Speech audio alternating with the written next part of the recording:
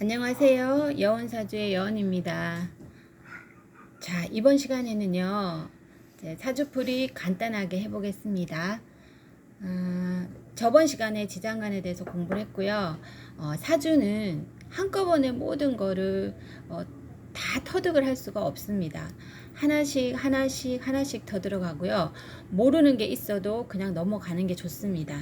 그것은 시간이 흐르다 보면은 하나를 깨우치게 되고요. 그리고 또 모르는 게 있어도 그냥 넘어가고 또 하나를 깨우치고 하다 보면은 100가지를 다 익힐 수 있게 되어 있거든요. 그래서 사주는 욕심내지 마시고 긴 시간을 두고 이제 공부를 해 나가시고 기본을 알면 그 기본 위에 이렇게 쌓아 올라가면서 내 사주부터 먼저 공부하시는 게 제일 좋습니다. 사주를 보러 다니거나 점을 보러 다니면 항상 그 사람의 하는 말에 모든 것을 다 거는 경우가 많고 그 말을 듣고 나면은 그것이 전부인 것처럼 생각하고 머릿속에서 지워지지가 않는 게 보통입니다. 그 사람 하는 말 한마디 한마디에 너무 신경을 쓰지 마시고 전체적으로 그럴 바에는 제가 생각할 때는 차라리 내가 공부를 해서 내 사주도 기본적으로 알고 뭐 시간이 된다면 더 깊이 들어가서 공부를 하시면 더 좋고요. 이렇게 지인들의 사주도 이렇게 물론 뭐 필요로 하시는 분들 가족분들 사주도 일단은 내 사주를 보는 게 더 중요하니까요. 보는 것이 더 현명하지 않나 싶습니다. 자, 오늘은요 여자분 사주인데요. 나이가 조금 있으신 분이시죠. 이제 여자분 이제 83세 되신 분이시고요. 신사년 정유월 을유일 갑신 시에 태어나신 여자분의 사주인데요. 사실 저희 그 엄마의 사주입니다. 참 우여곡절이 많은 분이시고요. 업이 많은 분이십니다. 예전에 이렇게 흔히 말하면 이제 제가 한 뭐 10년, 20년 전에 점집을 한번 간 적이 있는데 점을 보러 가면 저희 엄마 사주를 불러주면 참 업보가 많은 사주네요 라고 말을 하시는 게 기억이 아직도 나거든요. 20년이 흘렀지만은 그게 무슨 말인가라는 것을 그때는 몰랐습니다. 나이도 어리고 해서. 근데 제가 이제 나이가 먹고 사주 공부를 하고 하다 보니 그것이 무슨 말인지 알겠더라고요. 엄마는 을목이라는 작은 어떤 그 간목하고 을목이 저희가 배웠듯이 목이라고 배웠습니다. 그 중에서 아주 말하자면 간목은 큰 나무고요. 을목은 작은 새싹이다. 뭐 그렇게도 표현하고 새싹 내지는 뭐 작은 나무, 뭐 정원, 뭐 각각 다 그 명리하시는 분들이 표현을 다 다르게 합니다. 그렇지만 그 안에는 다 같은 의미예요. 그러니까 큰 나무를 의미할 때는 간목이라고 얘기하고 을목은 그 밑에 어떤 작은 나무다 뭐 그런 식으로 해석을 하는데요. 그거는 하나하나의 그 통칭에 신경 쓰지 마시고 그냥 간단하게 얘기하면은 잔디라고도 얘기하시는 분들, 풀로도 얘기하시는 분들. 근데 저는 이 사주를 보면서 풀이라고 말하고 싶어요. 이 사주는 왜 그러냐 하면은요. 지금 보시면은 이제 저는 사주 천간지지 22글자를 다 외웠다고 생각하고 말씀을 드릴게요. 오행 정도는 외웠다고 생각하고 말씀드릴게요. 금의 연간이 금이죠. 그다음 사화, 또 정화, 유금. 유금 똑같은 글자죠. 그리고 이제 똑같은 을목, 간목 여기 있습니다. 그리고 신금, 이것도 금입니다. 그러면 오행적으로 금 네 가지가 다 금이죠. 그리고 나는 을목이고 요 옆에 자식 자리에 간목이 같이 요렇게 서 있습니다. 그죠?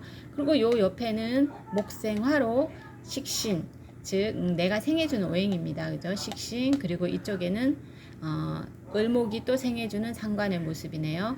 그러니까 요건 불입니다. 화. 그러면 지금 이 글자 같은 경우는 수하고 수오행이 없죠. 그리고 또 무슨 오행이 없죠? 토오행이 없습니다. 두 가지는 이제 가지고 태어나지 못했어요. 이 사주 같은 경우에는. 그러면 이 화와 목과 금, 이 세 가지 글자로 인생을 살아오신 분입니다. 지금 83세, 80세 중반이니까요. 거의 인생을 다 사셨다고 볼 수 있죠. 이 사주에서의 업이라는 건 무엇이냐? 이 금의 글자가 이 분의 업입니다. 이 금의 글자는 이 을목에게 있어서 남편의 모습이고요. 직업의 모습입니다. 이 네 글자가. 이 네 글자가 전부입니다. 이 사주에서는. 그런데 이 네 글자를 막아주는 글자가 여기 두 글자가 있습니다. 이게 식신상관입니다. 즉 보시면 저희는 사주를 볼 때 일주라고 하는데요. 이 일주의 밑에 있는 요 자리가 일지가 배우자의 자리입니다. 전체적으로 보면 나의 모습이기도 하지만 배우자의 모습이죠. 근데 이 배우자 자리가 너무 많죠? 같은 오행이 너무 많죠? 그러면 우리가 흔히 말할 때 남편의 모습, 남자의 모습인데요. 이게 너무 많죠? 딱 보기에도 사주를 기초로 공부하신 경우에도 다 아실 겁니다. 이 네 가지의 금이라는 오행이 금금목으로 우리가 상생상극을 의미해서 목화토금수 그리고 서로 상생을 해주는 기운과 상극을 해주는 기운이 있죠. 그래서 그 부분은 제가 다시 공부를 해드리겠습니다만 금 오행이 목을 치고 있습니다. 즉 극하는 오행이 너무 많은 겁니다. 그래서 남편의 이 모습이 너무 강하죠. 그러면 내가 꼼짝을 못합니다. 이 꼼짝을 못하는 모습이 저희 엄마의 모습이었고요. 살아오는 동안에도 이 네 가지의 강한 금오행으로 인해 가지고 온갖 분란을 다 겪었습니다. 사실은 아버지께서 원래는 공무원으로 계시다가 중간에 어떤 일로 해서 그만두시고 객지로 나오셔서 사업, 장사 그런 거 시작을 하셨는데요. 식당도 하시고 예전에는요 만화방도 하시고 그리고 뭐 대서방도 하시고 그리고 뭐 신협도 하시고 마지막에는 그 흔히 지금 말하자면은 돈놀이 같은 그런 어떤 빌려주고 이제 좀 금리를 높게 해가지고 이자를 높게 해서 받는 그런 것까지도 마지막에 하셔서 모두 부도가 나서 모든 전 재산을 다 잃고 그리고 그 이후에 이제 아버지는 간암이 오셔가지고 투병 생활을 7, 8년 정도 하시다가 나이 70에 돌아가셨습니다. 사실 아무런 재산도 못 남기시고 또 아프시면서 모든 그 병원비를 다 쓰시고 그냥 그렇게 이제 일찍 돌아가셨는데요. 그 사이에 이제 어머니께서 여러 가지 사업을 하시면서 제대로 된 월급을 받지 못하시고 항상 그냥 매일매일 주시는 돈으로 생활하시고 또 자식이 옛날에는 많았으니까 근근하게 그렇게 이제 그 돈 받아서 살아셨던 제가 봤을 때 우리 어머님의 그런 모습이었습니다. 사실은. 그래서 이 모습들이 또 그 어머니를 그러니까 힘들게 스트레스를 굉장히 많이 받으셨죠. 그렇지만 이렇게 관이 많은 사주들은요, 뭐 관살 혼잡이다, 뭐 그런 말도 많이 합니다. 뭐 통칭하면은 이런 것을 관이 많다고 해서 관살에 혼잡돼서 내가 눌린다라고 말하는데요. 남자의 힘에서 벗어날 수 없는 사주입니다. 나를 누르는 힘이 많으면 여기서 빠져나가서 살면 되지 않나 생각하지만 사실은 그게 안 됩니다. 이런 사주는 남자의 밑에서 살아야만이 힘들고 스트레스를 받더라도 그냥 벗어날 수 없고 그것이 운명이라고 생각하고 사는 것입니다. 남편이 나쁜 짓을 하고 뭐 바람을 피든 또 말아먹든 어쨌든 남편 곁에 있어야만이 마음이 편한다고 해야 되나요? 그런 사주기 때문에 옛날 분들은 더더욱더 그런 관념을 가지고 살았기 때문에요. 요즘 같은 경우에는 뭐 이혼도 할 수 있고요. 또 재혼하거나 그럴 수도 있고요. 아니면은 다른 남자에서 바람을 피거나 또 세 번째 이런 사주 같은 경우에는 직업을 남자들이 많이 들끓는 곳에서 일을 하면 굉장히 좋습니다. 그게 액땜이 됩니다. 아니면 직업성을 가질 때 남자들이를 상대로 하는 직업을 가지면 좋거든요.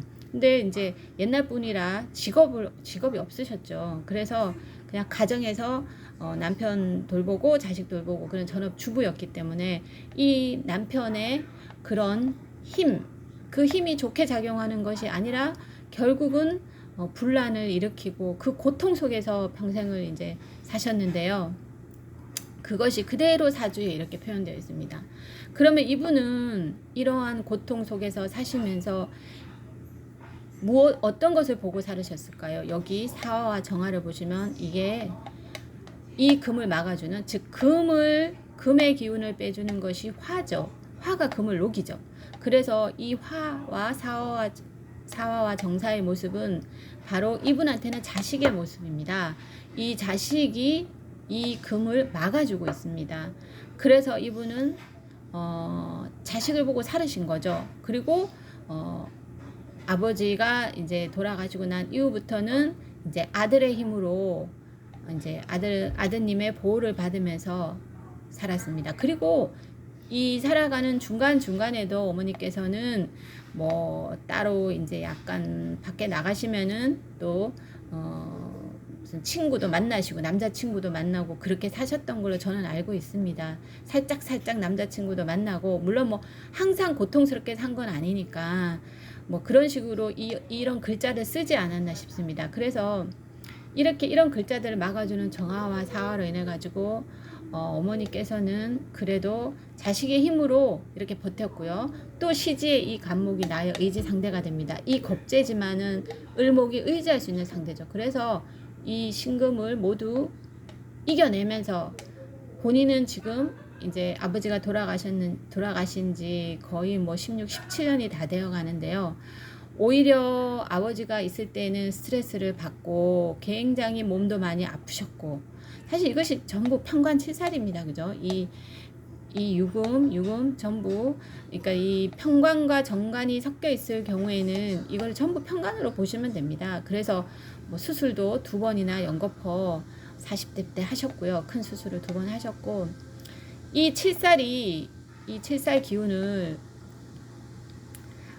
이제 아버지가 돌아가신 이후로, 이 관이 없어진 이후로부터는 아주 건강하시고 아프지도 않으시고 스트레스도 받지 않으시고 워낙에 활동적인 분이세요. 활동적인 분이고 친구도 많으시고 해서 그 이후로부터는 자유스럽게 굉장히 이제 어떻게 보면 저희들이 봤을 때는 마음 편하게 사셨다고 해야 되나?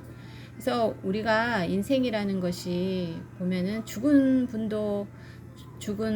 돌아가신 아버지께서도 참 너무 오래 못 사셨고 보면 고생만 하시다가 돌아가신 분이지만 그 격경을 이겨내고 어떻게 보면은 돌아가신 이후로는 좀 더 편하게 지금도 살아 계시지만 편하게 살고 계세요, 사실은. 그래서 업을 가진 사주지만 그래도 내복은 타고난 사주입니다, 그죠? 그렇게 이제 그리고 또 여기 보시면은 이 시지가 천을기인이 있죠. 이제 나중에 뭐 이런 그거에 대해서 설명을 하겠지만 천을귀인이라는 것은 글자 그대로 나한테서는 귀인입니다. 그죠? 자식이 귀인입니다. 아들만 바라보고 사세요. 그래서 이 모습 그대로 지금 나타내주고 있습니다. 그리고 제가 여기 절지라고 적어 놓은 것은 이 을목한테 있어서는 이 유금이 을목이 절지가 됩니다. 절지. 그러니까 더 이상 비껴갈 곳이 없는, 가장 힘을 쓰지 못하는 그러한 상대입니다. 이것이. 그래서 항상 을목이 힘이 빠지겠죠. 이 유금 앞에서는 힘이 빠질 수밖에 없고 고통을 당할 수밖에 없습니다. 그래서 제가 사주풀이를 할 때 이 모습을 보면 전체적인 인생의 어떤 그런 모습을 볼 수 있고 해석이 되겠죠. 물론 안 속에 들어가서 디테일하게 다 이제 설명을 더 할 수는 있지만 제 그 사주 공부를 하면서 살아온 인생이 틀림이 없구나라는 것을 제가 이 사주를 통해서 확인할 수가 있습니다. 네, 오늘은 이 신사일주 이 여자분 사주 예시로 한번 풀어봤습니다. 또 다음 시간에 뵙겠습니다.